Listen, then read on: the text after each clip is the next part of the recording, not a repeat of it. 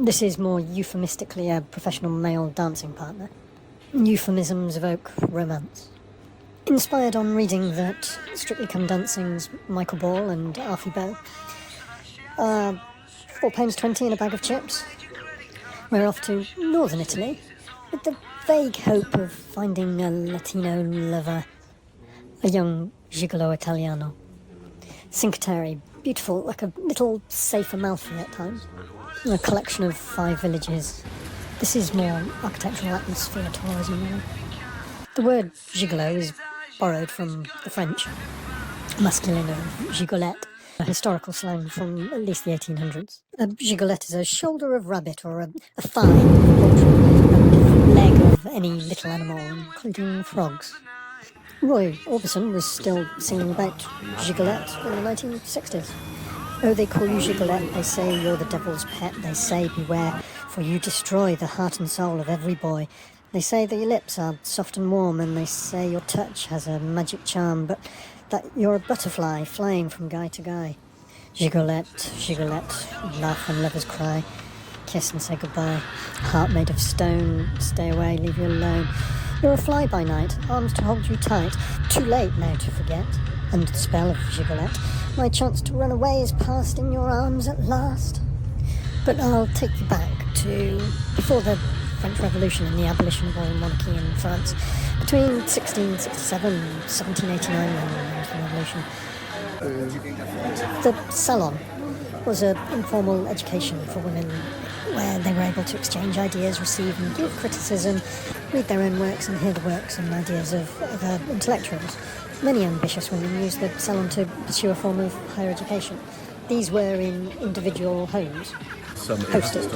The salons of early medieval revolutionary France played an integral role in the cultural and intellectual development of France. The salons were seen by contemporary writers as a cultural hub for the upper middle class and aristocracy, responsible for the dissemination of good manners and sociability. They became popular, and there were so many homes holding salons, so many hosts of a sort of broad class. The female host of class was often an older woman.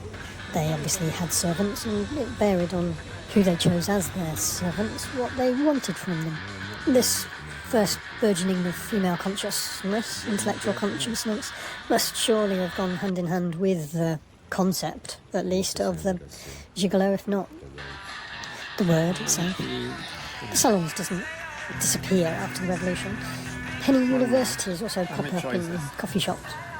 The colonialism of the 1500s and mercantile wealth rising gave an opulence, and this nurtured elitism among the classes that had it, and the idea of art for art's sake, politesse, civilité and honnêteté, but also a place of petty scandals and intrigue. The salons were dominated by women and the philosophies of the Enlightenment. Madame de Défend, Madame Roland, Sophie de Condorcet might discuss Jean-Jacques Rousseau and tend towards women's rights. Or read out loud the essay on the character and nature of morals and spirit of women.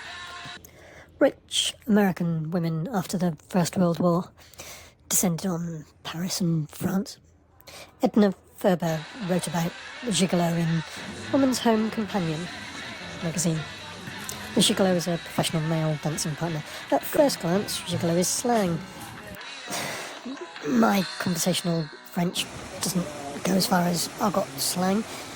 The gig, zig, it's not a respectable word. By that time, it's a term of utter contempt, really. Gigolo, generally speaking, is a man who lives off women's money. At the mad year of 1922, after the First World War, gigolo defines as one of those incredible and pathetic male creatures born of war, who for 10 francs or more, or even less, would dance with any woman wishing to dance, on the crowded floors of public tea rooms, dinner or supper rooms in the cafes, hotels and restaurants of France. Lean, sallow, handsome, expert, and unwholesome, one saw them everywhere, their slim waists and sleek heads in juxtaposition to plump, respectable American matrons and slender, respectable American flappers. For that matter, feminine respectability of almost every nationality except the French yielded itself to the skillful guidance of the genius Gigolo. In the tango or the foxtrot, naturally no decent French girl would have been allowed for a single moment to dance with a gigolo. But America, Europe, like mad, after years of enforced abstinence, outnumbered all other nationalities 10 to 1, and bear in mind that so many men had died in the trenches. Demand outstripping supply. The word gigolo was borrowed from French gigolette. Si tu veux être ma gigolette, oui, je serai ton gigolo. If you want to be my gigolette, yes, I'll be your gigolo. Gigolette, a young, coquettish, working-class girl frequenting the public dance halls. Gigolo, little young man frequenting the places where the gigolette is found. Grisette, faubourienne, coulant les bals publics. Folie Robert was one such destination. Molière recule, relocation, amant de coeur.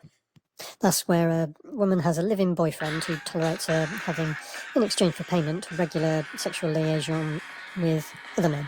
Boyfriend is her relocation, who is proud of having for free what his rivals must pay for. A bit like a stepson with benefits, perhaps, until her courtiers come up with the goods and put a ring on it. Cutesy abbreviations of names were popular. So we're in 1850s, say, Paris. Now we finally see there, especially gigolos and gigolettes, a new word and new morals, which must be explained to those who don't know them. The gigolo is a teenager, a little man, in the same way that a gigolette is a teenager, a miraculous. One occupies the middle ground between a cherub and a Don Juan, half simpleton, half relocation. The other is midway between a working-class girl and the hussy, half factory girl and half harlot. The former might become a complete relocation. The latter will most definitely become a harlot, because on the downward path to pleasure it was deemed then, where they are both running, it is easier for men than for women to stop in time and to return to the bosom of honesty. That depends on how much money they can earn, doesn't it, really? And an honest job. Now, why the collaboration of these two youths? Because the gigolo and the gigolette are both children of the Paris couples, and they are similar in many respects. If I dared, I would say that one is the brother and the other is the sister. The pig-ignorant gigolette is pleased to be able to babble freely with the equally ignorant gigolo without fearing his smiles and lectures, and to her, he is a lover of no consequence, whom, if need be, she would send as an ambassador to a serious lover, and who would run an errand without being offended, being as stranger to decency as to rhetoric.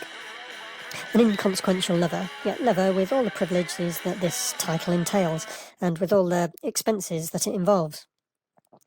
My little pet name used, or my little different pet name used, or my little different pet name used, says the gigolette to a gigolo. I have my rent to pay the day after tomorrow, and he has only given me half of it. You must make up the remainder.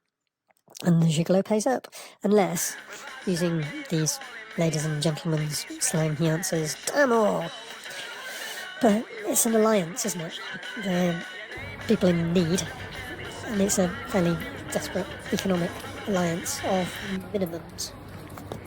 1866 Parisian argot slang dictionary. The gigolette, a young woman who has flung her modesty and her cap over the windmills, and whose happiness consists of shaking her legs in the public dance halls, especially the disreputable ones.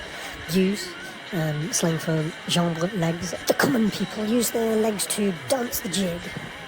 Gigueur means dancer. To dance. Gigoto, legs. Gigots, eyes. So a gigot of mutton or lamb. To shake legs, to dance. Gigota, remuer les gigs. Dancing. Also means to wriggle. Une gigue is also a tall, skinny woman, which poor people were then. Some of these old French words, the similarity of the shape, the mandolin-like instrument that they used to have, same name, is a long human leg.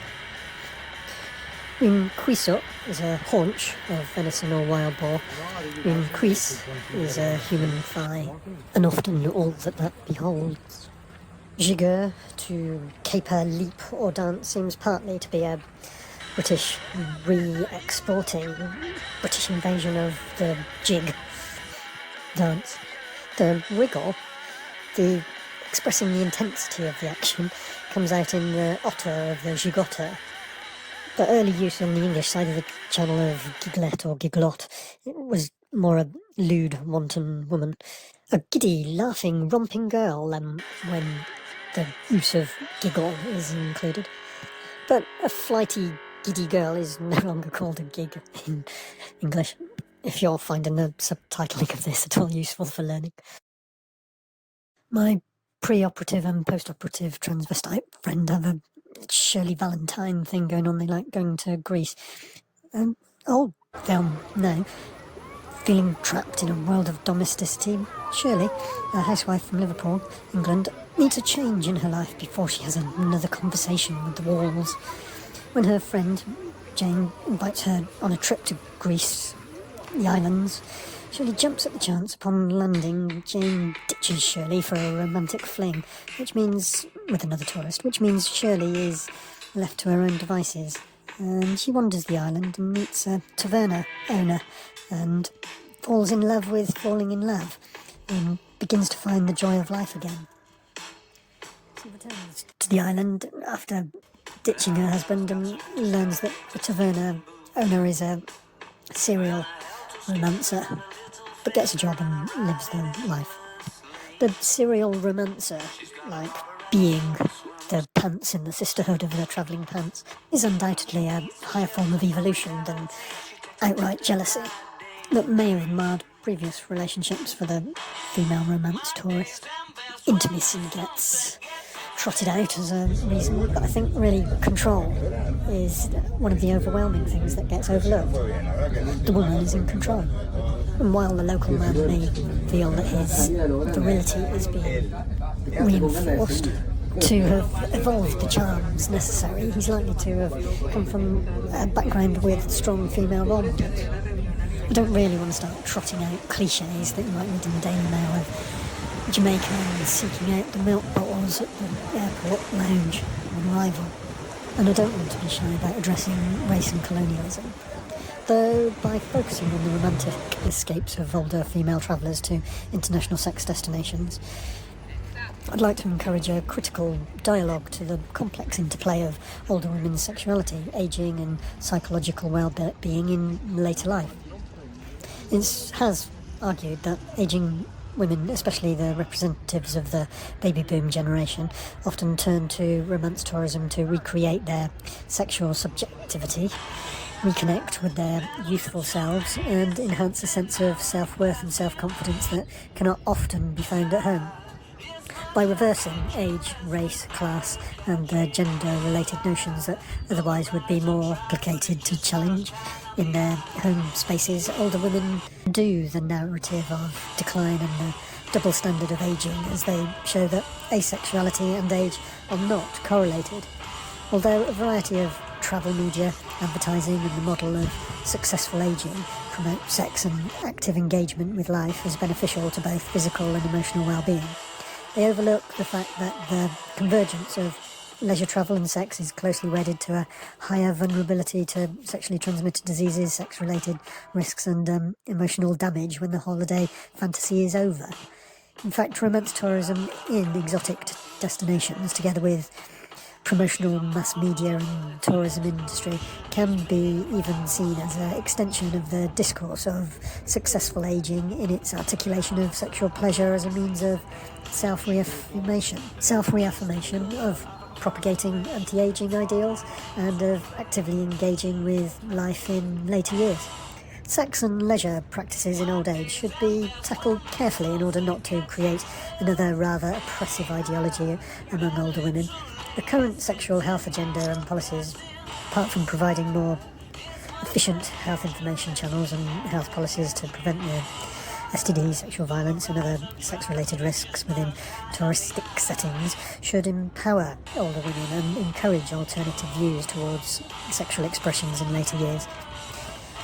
The field of travel, health, sexuality has much potential to offer to health promotion, sexuality, risk, tourism studies and wider theoretical debates.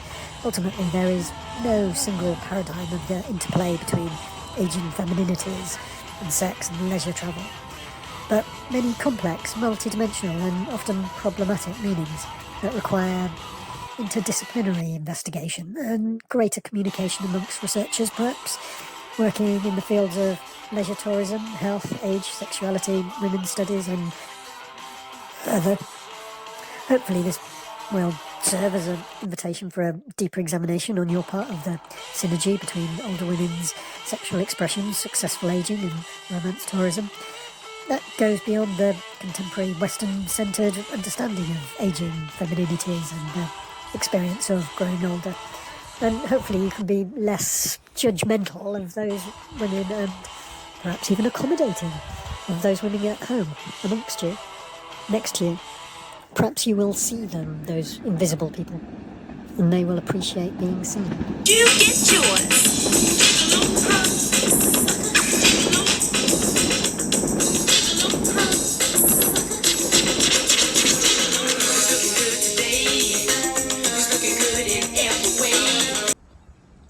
Holidaying is an opportunity to let go of sense of responsibility and free yourself from social roles, everyday constraints and routines.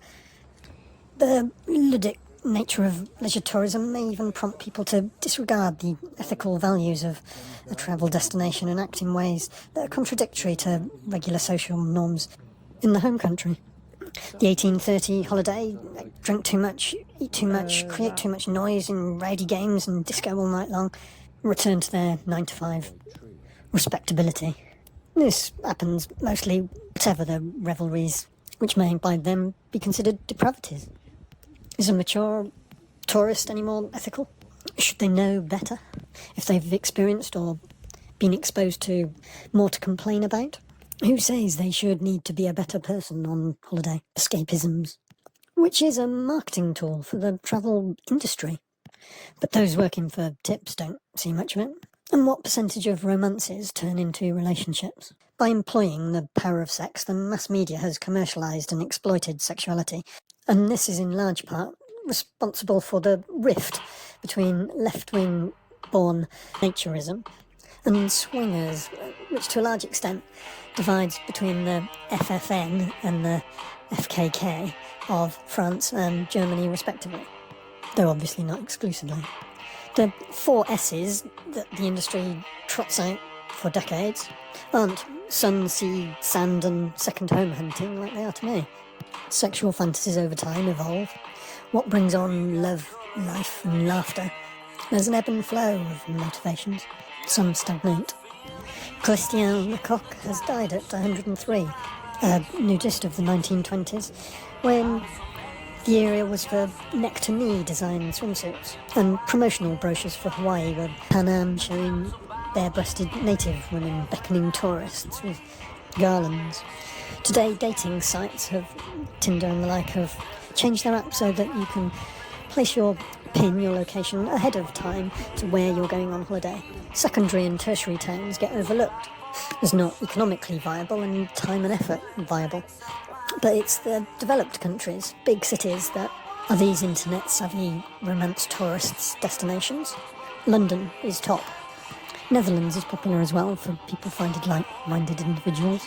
The casuality of some of this is the taboo, really, but not for those initiated. What capitalism sells through lotions and fashion as a contemporary Western understanding of beauty and sexual appeal comes secondary to gratification and desire, in some sort of effort-benefit analysis when swiping left or right. These countries that now face the new trend are more able to deal with any exploitation of abuse, trafficking or nationalism, the power dynamic lessened and control fleeting in time, any racism, bias, exoticism is marginalised, and colonialism is eating itself, and a sort of anonymity is maintained. Differentness and otherness could be seen as celebrated, without coercive control of vast inequalities of wealth. Erotic, Greek love, implies a range of sexual desires, and perhaps dichotomies, or novelties, not too stuck in nostalgia. Caliente need not be the antonym of intelligent. Travelling to a third world country to feel desirable and attractive is still always a manifestation of the complex interplay of unequal gender relations, class structures, low income, cultural traits, sexual roles, and socio-cultural, political and historical backgrounds. Sex tourism today continues to echo social relations of power and the maintenance of local racialised identities, attitudes and practices that were formed during colonialism. It shows that the location of sex-related travel can never be separated from its social and political context. But that is changing, back to where broadband speed is greatest. The lords and ladies of the app lording it over their feudal minions, their serfs of their pre-colonial fiefdom, may be where we're heading now, or because it's so invisible, where we already are. Yes, we're liberated from a chronic round of pregnancy and childbirth, but has the right wing enabled this libertine liberation as increased sexualisation of women? Pleasure, sense of closeness and excitement, their vitality, sense of happiness, self-esteem, and ability for intimacy need not be signs and markers for psychological well-being, but enablement of active lives and personal expression is a good alternative to loss, frailty and decay that is how you might be judged as you're getting older in the past. The cohort of the consumer society might champion autonomy, but they don't have to feel any pressure for hedonistic leisure, self-expression or mass consumption, as mass media emanates, disseminates. Within capitalism, pleasure-orientated consumption can be so many things. A holiday in search of a gigolo is so often a compensation that we can existentially justify. The holiday mood has a lingering effect of a sense of fulfilment and happiness. Afterglow, scrutinising of the smorgasbord, a memory to hark back to for that woman in the street that you may assume as asexual in your ageist mind, and she's having a giggle at you.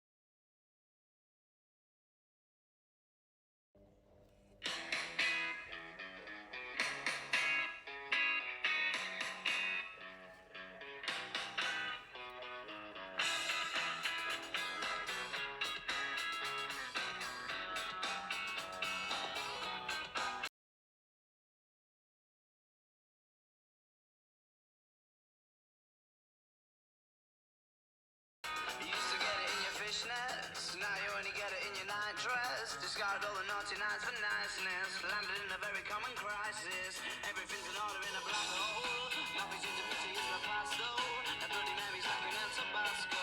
Remember when you used to be a rascal? Oh, the boys are slag.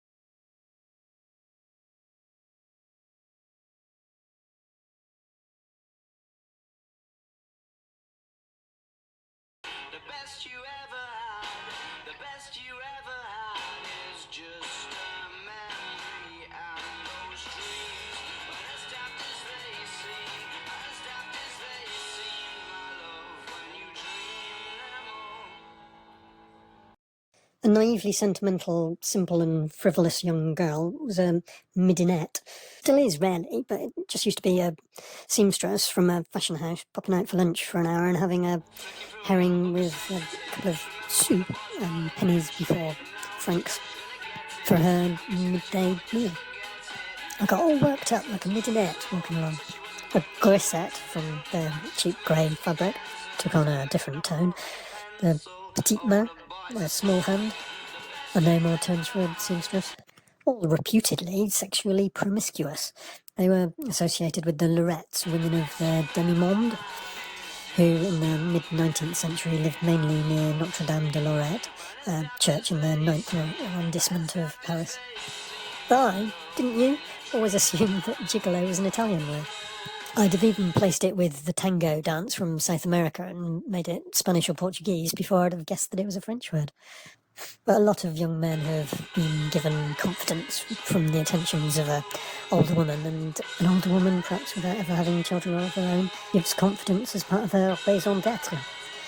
And there were undoubtedly lower middle class salons that catered for the same with their gigolos, servants, as the men and their little legs, gigolette, got elsewhere, traditionally, shall we say.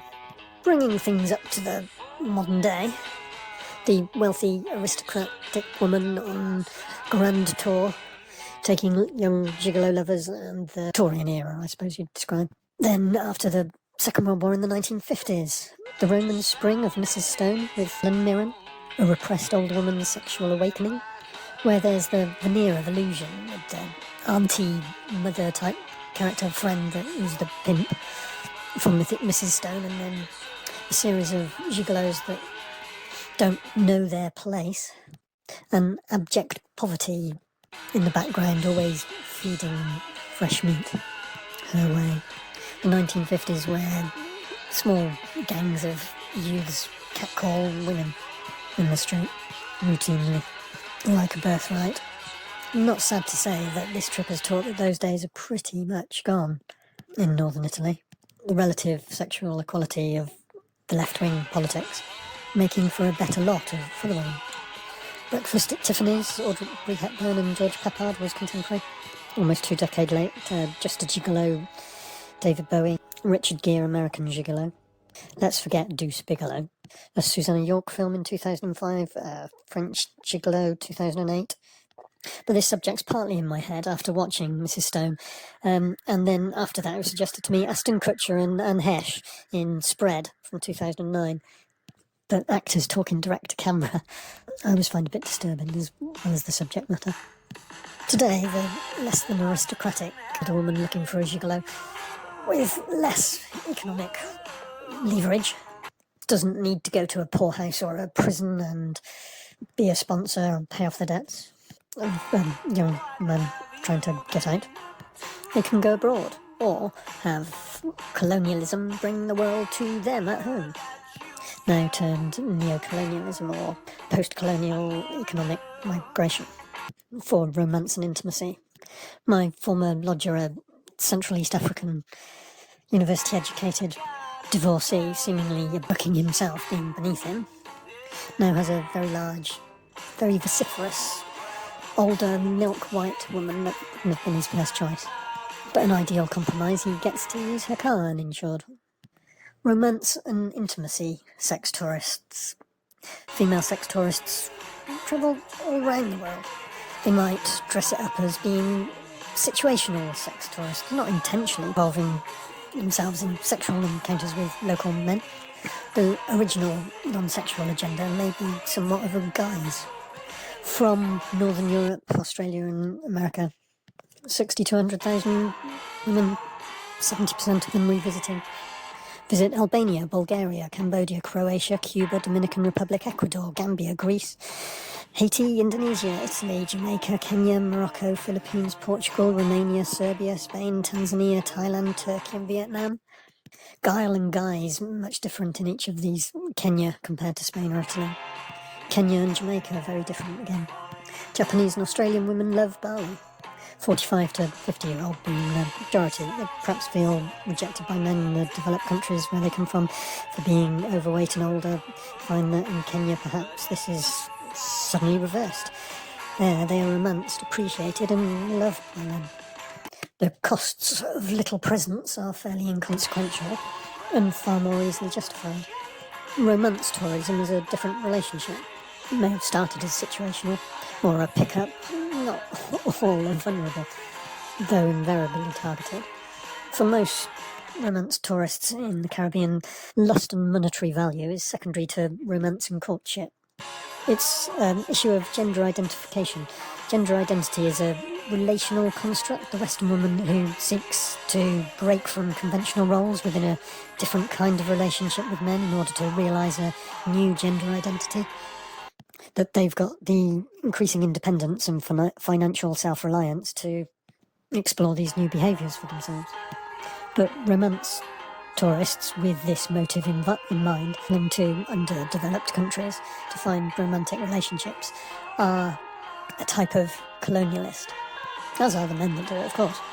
The titillation of the exotic, each can see each as a personal pleasure, but there are also those that play the long game, and the encouragement of falling in love is only for the greater reward. Romance is the importance of passion over transaction. The inversion of an outmoded male dominance and female subordination is perhaps just a niche, but a thin veneer for many, adding respectability. But with many returning as many times a year as their finances will allow, and often to the same persons, it's not dissimilar to an overseas foreign worker sending money back home to their family. But sadly, the affordability aspect of going abroad trumps neo-colonialism and racism. A 40-year-old woman isn't likely to be having children with the beach boy.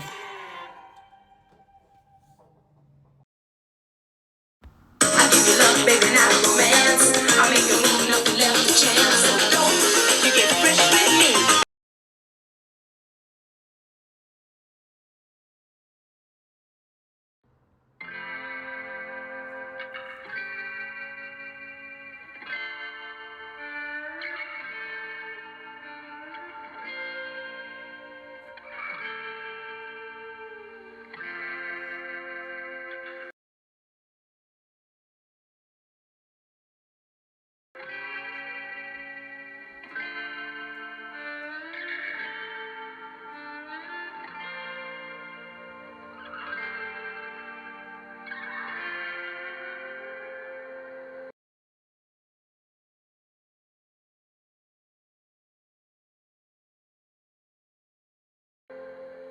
In a foreign place, the saving grace was the feeling that it was a heart that he was stealing, or he was ready to impress, and the fierce excitement.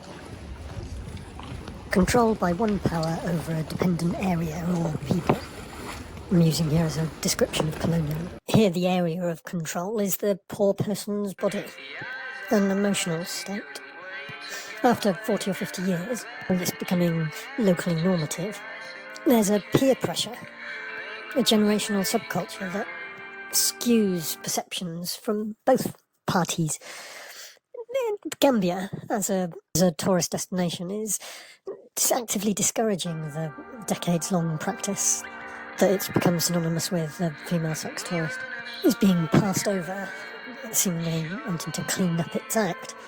Whether this is a rejection of the commercialisation can't really be too clear. It may just be that it's in decline because of the effective use of the internet, adding a different dimension to meetups, hookups or pickups, whatever you want to call them.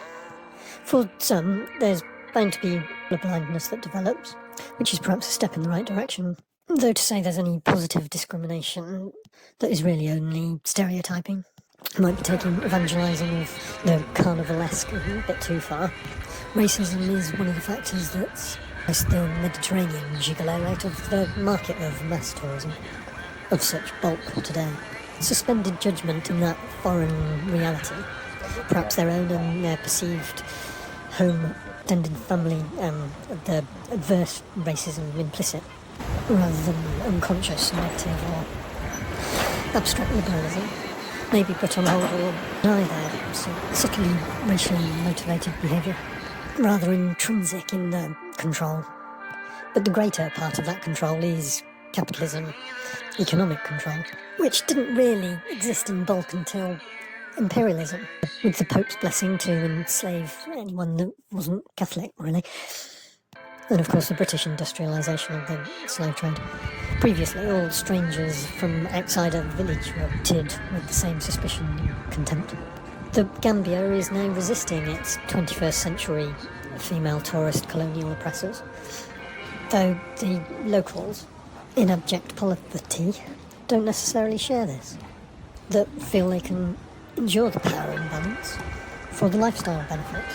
As a house husband at best, they're never going to be on an equal footing, but something closer may materialise after years and decades in the same relationship.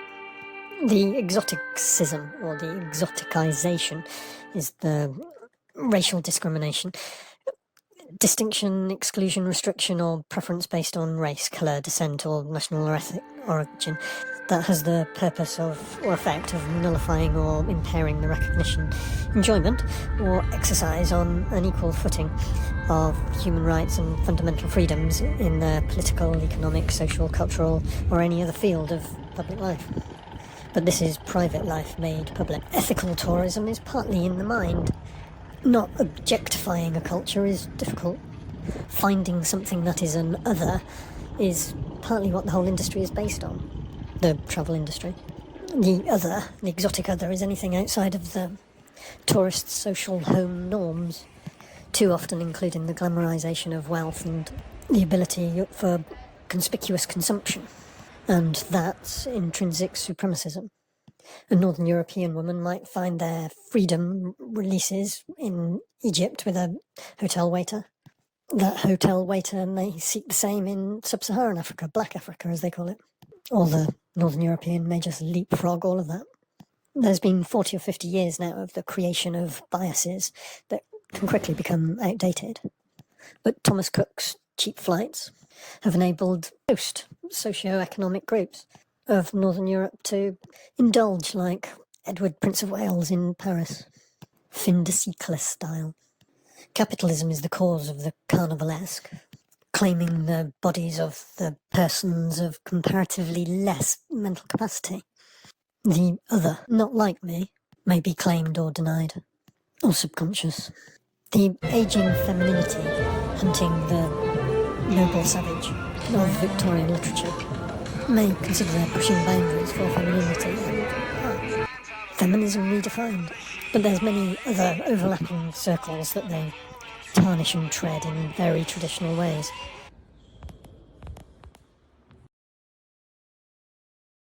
She's a silver lining, Lone Ranger riding through an open space. In my mind, when she's not right there beside me, I go crazy, 'cause he looks like I wanna be. That satisfaction feels like a distant memory, and I can't hold myself alive. What I ever say is I eat my eyes.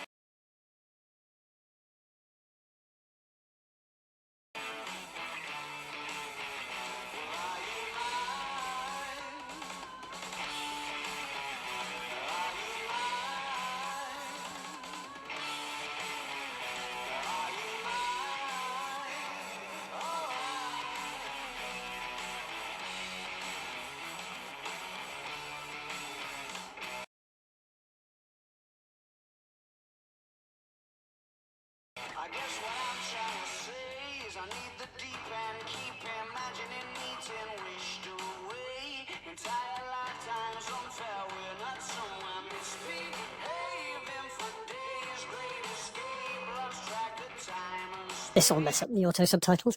On y vont enfants, on y vont surtout des gigolos et gigolettes, une mort nouveau et des morts nouvelles, qui fait expliquer à ceux qui ne leur connaissent pas. Le gigolo est un adolescent, un petit homme, comme la gigolette est une adolescent, une miraculous. Le un tient le milieu être charlatan et tendrin, moitié bigote et moitié relocation. Le autre tient le milieu être le grisette et le grandil, moitié ouvrier et moitié fil. Le premier deviendra peut-être tout avec le chant, la seconde deviendra très certainement une film. Parce que c'est le peintre un plaisir, ou ils corront 3-2, il est plus facile à un homme qu'à la femme d'une réelle rentrer dans le bureau de leur en-tête. Maintenant, pourquoi la collaboration de ces deux jeunesses? Parce que le gigolo et le gigolette sont tous deux enfants de pavé de Paris et qu'ils se ressemblent à une foule de côtes. Si je osais, je dirais qu'une est le frère et l'autre la sœur. La gigolette qui est ignorante comme une carpe, n'est-ce pas fâchée de pouvoir babiller un son? Et avec le gigolo, aussi ignorant qu'elle, sans redouter ses sourires et les leçons. Et puis pour elle, c'est une amant sans conséquence qui a besoin, elle enverrait comme ambassadeur chez une amant sérieuse et qui irait sans être obfusque de la commission. La délicatesse lui était aussi inconnue de la rhétorique. Amant sans conséquence m'a cependant annoncé tous les privilèges que ce titre comporte, et aussi avec tous les changements qu'il entraîne avec soi. Mon petit Pétole, mon petit Gust, mon petit Polyte, dans la gigolette, à son gigolo. J'ai mon terme à payer après-demain, et il ne m'en a donné que la moitié. Il fait que tu me fasses la reste. Et le gigolo s'est exécuté. À mon employé l'argot de ces dames et ces messieurs, il ne lui répondent. Du flan.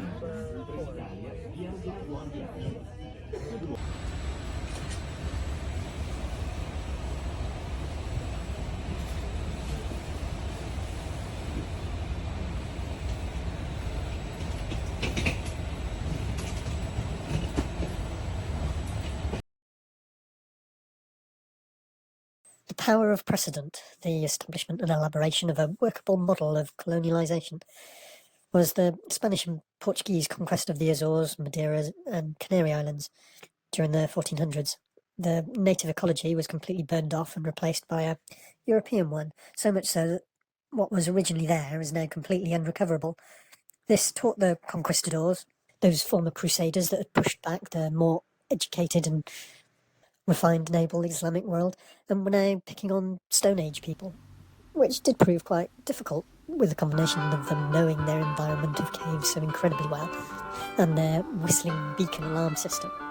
But it did teach the conquistadors that they could go pretty much anywhere in the world and prosper, spurring further conquests, including the New World, via the Middle Passage, so crucial to the triangular trade, that ensured the maturation of capitalism and underpinned the elaboration of Enlightenment high culture. The shipping of slaves from Africa to harvest such staples of European life as sugar, cotton and tobacco in the New World. It built the investment structure of capitalism.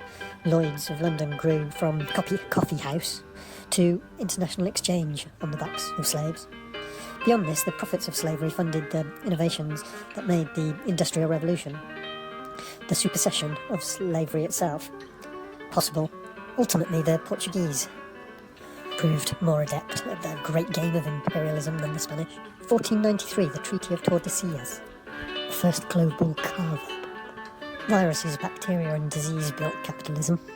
The Iberian conquest of the Azores, Madeira and Canaries was a pilot program for the reshaping of European colonies in the Americas, Africa, Australia and Oceania. In all these places, the newcomers would conquer the human populations and Europeanize entire ecosystems. They dared this because they had seen from the Iberian experience in the Canaries that European crops and herds would thrive in all but the most hostile, unfamiliar environments, and that the fiercest indigenous peoples could be beaten despite their superior numbers and home ground advantage.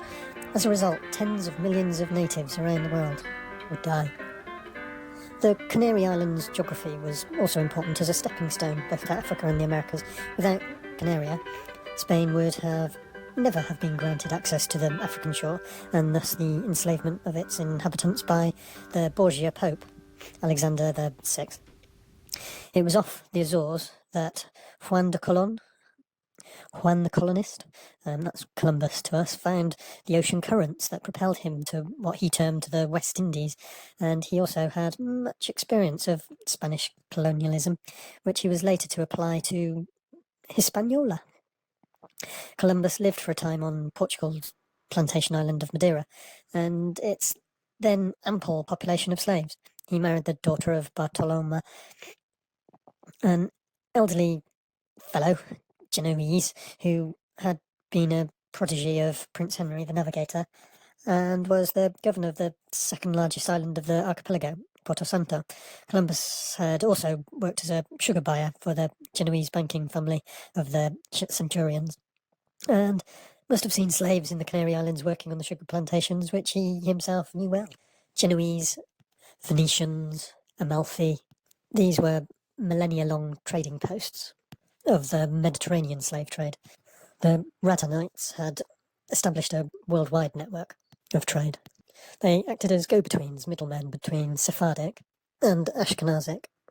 Radhanites were able to trade slaves and other goods from the Islamic and Moorish world and the northern Mediterranean European world, where otherwise little traders existed. From 1000 to 1400, the darkest of the Dark Ages perhaps, many of the eastern spices had just disappeared from Europe. The Guanches people of the Canary Islands were to disappear.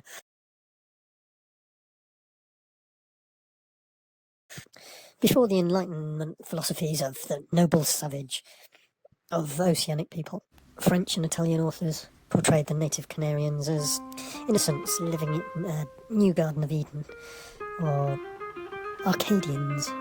When gold and silver coins were shown to them, they took no interest. They were equally innocent of the knowledge of weapons. They respected natural law. They seemed to know nothing of individual property, but divided everything up equally. They spoke a polite tongue like the Italians, sang sweetly, and danced almost like the French. Their houses were of wonderful contrivance. Their temple of oratory was adorned with the image of a man sculpted in stone, javelin in his hand. They were genetically descendants of the Berbers of the Atlas Mountains in Morocco that had managed to repel Roman rule, but since arriving lost the use of a boat. Conquistadors described them equally unrealistic, if more uncomplimentary. Dogs and monkeys, barking or howling speech, disgusting table manners, and eating uncooked food. Hairy race of islanders who eat both flesh and fish all raw. It didn't mention cannibalism. The conquistadors were always accusing natives of cannibalism.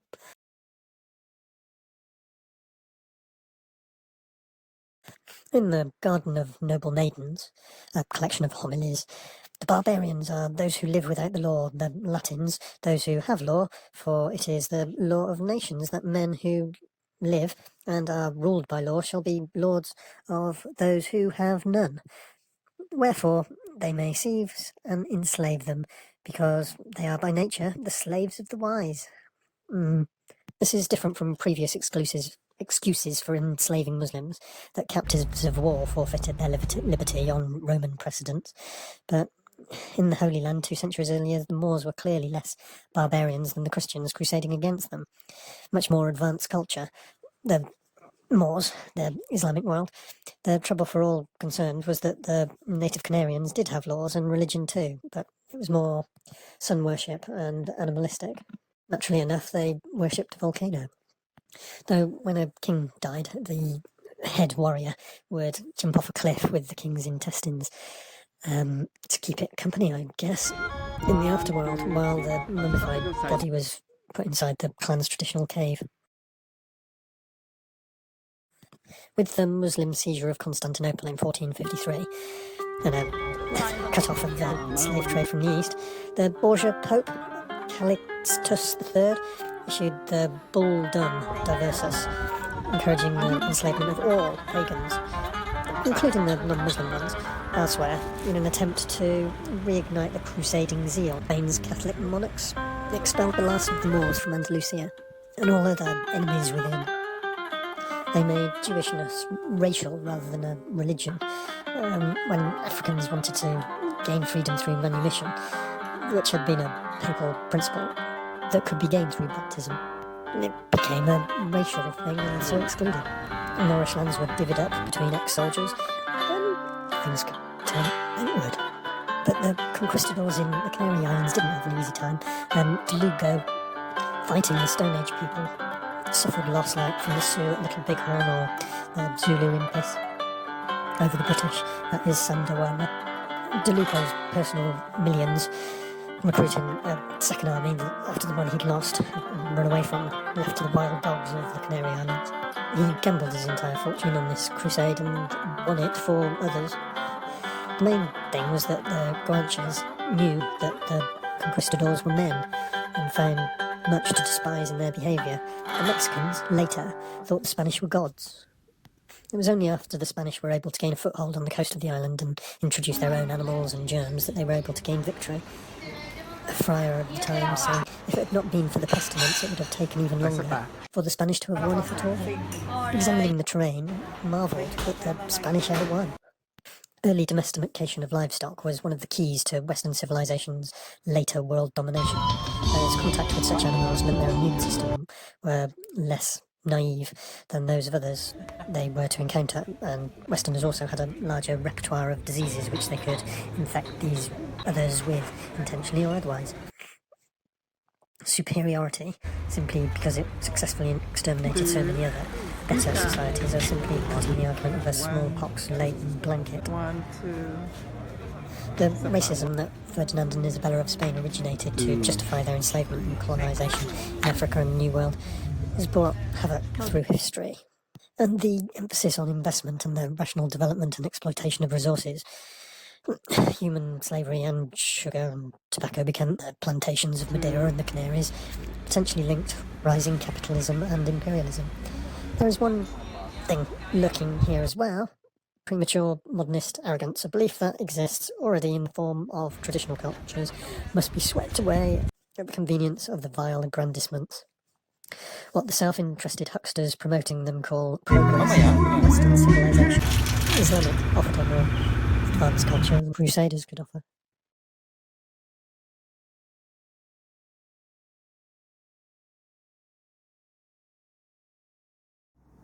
I don't live in a mansion. My room is high above the street. But after all, although it's small, it makes a very snug retreat.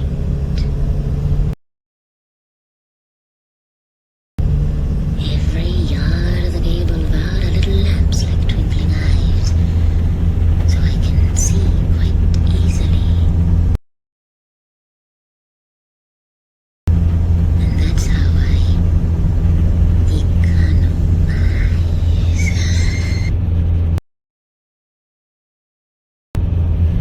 I know someone that's been watching a YouTuber recently. The chancer seems like a nice chap, but the screen gets told, no, you don't do it like that, you do it like this. But obviously, that is potential inappropriate comment to YouTube. Trigger happy TV, as they call it. But this friendly neighbourhood gardener is flying high now. He's got a new, much bigger project, and I really do feel needed, but you feel the same way? Chaumont, I go past that all the time. I could call in and sign them out on a sequence of banking and tease them with a bit of free professional experience. And keep them coming back for more. So I've arrived in Chaumont after a long drive. Must be somewhere around here. The actual tumble-down chateau that I've seen on YouTube looks a little bit like that Hotel de Ville. Like it's been crossed with that prefecture building. I'll keep going, perhaps it's just a bit out of town. I'll keep my eyes peeled. Is that it? Hidden behind all those trees that you can just see through because of the entasis as you're driving along? And again, parallax, not emphasis. Emphasis is vertical disillusion. The road's snaking around now, so I'm probably still in the same sort of local area. I'm going up. It's getting snowier, a bit more altitude. Wheels are spinning, there's transporters a bit like tanks. My chateau has got transporter as well. Might have something in common there to chat about. I'll change over to my winter tyres.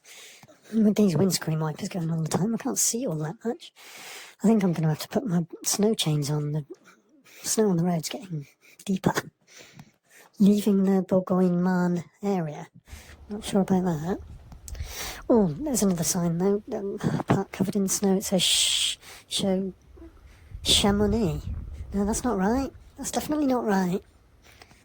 Park up for a minute and use the internet and see if that can guide me. No, it's not in the Loire Valley. Then that's the one. Why is it showing us in the middle of the country? That's not where Chaumont is. This is really like Wally trying to find... No, Waldo. Where's Waldo? In reverse. Oh my days, as they say in some parts of the world. It's in Auvergne. I mean, I am in Auvergne, Rhone, Alps, I suppose, but complete other end of the quarter of the country of France. Awkward. Oh, I'm not going there. I thought we were going to be like local YouTube buddies that I'd be pleased to see me every now and again when I pop in on my way and stop and have a cup of tea. No, sorry, it's not going to happen. It's not going to happen. Just not cute enough, I'm sorry.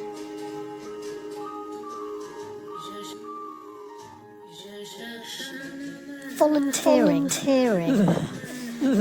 Paid work, thank you.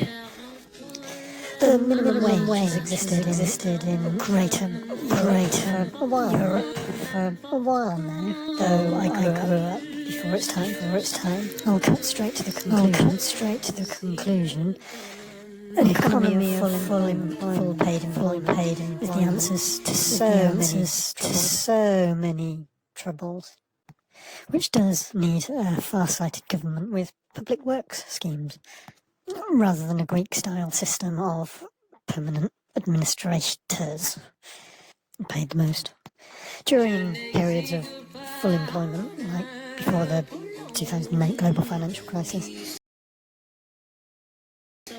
volunteers were hard to come by. People were being plucked from colleges by employers,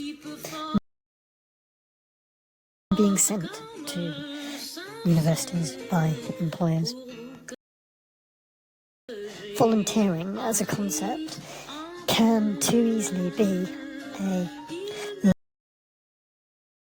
laissez-faire subsistence unemployment scheme that over time that slowly slipped into forced labour and deterioration of your role.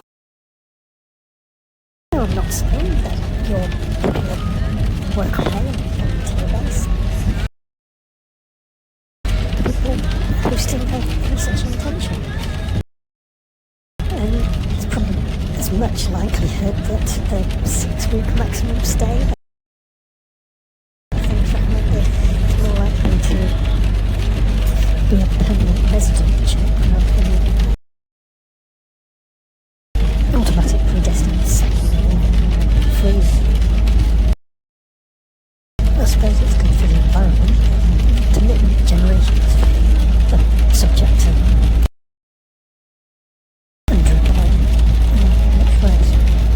perhaps the type of volunteering that most of us are familiar with is like doing the extra over for the employer. You've got a job, you do more. Like it's an efficiency thing, but I suppose you're keeping other people out of work. There's the benevolent Western charity volunteer that goes off to Africa and gets a bit of medical experience. They care for the local and give them realistic expectations. And incentivise migration and trafficking. There's forced begging risk and exposure to all sorts. Using volunteering to attachments work on volunteers who have been accused of collective subconscious bias and racist selection of candidates. Promoting meaningless work and controlling behaviour by the paid at the same place, not just the authorities in the selection, the chatelaine perhaps. I think I suffer from being too helpful. The blurred role boundaries, disengaged. Too helpful can stop others from learning in a teaching context. You can get overwhelmed by people wanting your help, and the freedom of being able to leave someone in the lurch once your wellness is stoked. What are some of the disadvantages of volunteering? You don't earn money while you're volunteering. Volunteering abroad can be expensive. Many volunteers have too high expectations. Volunteering abroad means to leave your partner at home. Some volunteering organisations are quite dodgy. Volunteering abroad may lead to homesickness. Confrontation with reality may shock some kids.